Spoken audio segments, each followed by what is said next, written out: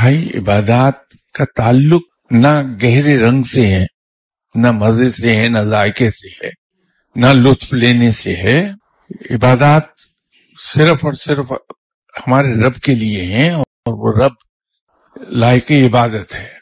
तो हम सिर्फ उसकी इबादत करते चले जाएं, बाकी चीजें रब पे छोड़ दें। इस राह के ये दस्तूर है, इसको नोट कर लीजिए। शख्स ने ये देखा कि मुझे कुछ मिला या नहीं मिला, जो शख्स इंतजार में रहा कि मुझे कुछ हासिल हुआ या नहीं हुआ, उसे सारी उम्र कुछ नहीं मिला।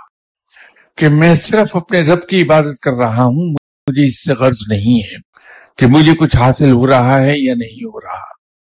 मुझे तो ये देखना है कि मुझ पर फर्ज है कि मैं अपने रब की इबादत करूं कि वो इतना अजीम है और वो इतना बड़ा मोहसिन है, वो मेरा आका है कि उसकी इबादत की जानी चाहिए, ये उसका हक है। तो मैं उसका सिर्फ हक अदा करने की कोशिश करूंगा। उसके जवाब में मुझे क्या मिलता है ये मेरा काम नहीं, क्योंकि मैं उसके लिए मिलने के लिए कर ही नहीं रहा इबादत। तो जब इंसान ये समझ के इबादत करता है तो सब कुछ हासिल कर लेता है। मुझे और आपको सबको निकल जाना चाहिए कि इबादत के जवाब में क्या मिला। मैंने भी कभी जिंदगी में ना नमाज पढ़ी, ना तस्बीह की, ना कोई नेक काम किया।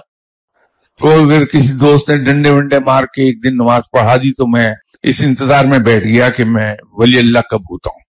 तो मैं लोगों से पूछता रहा कि भाई वो मुझे मोहर कब लगेगी, मैंने एक नमाज पढ़ ली है। ये कैफियत ठीक नहीं है। इन चीजों से बेनियाज होके अल्लाह की इबादत कीजिए।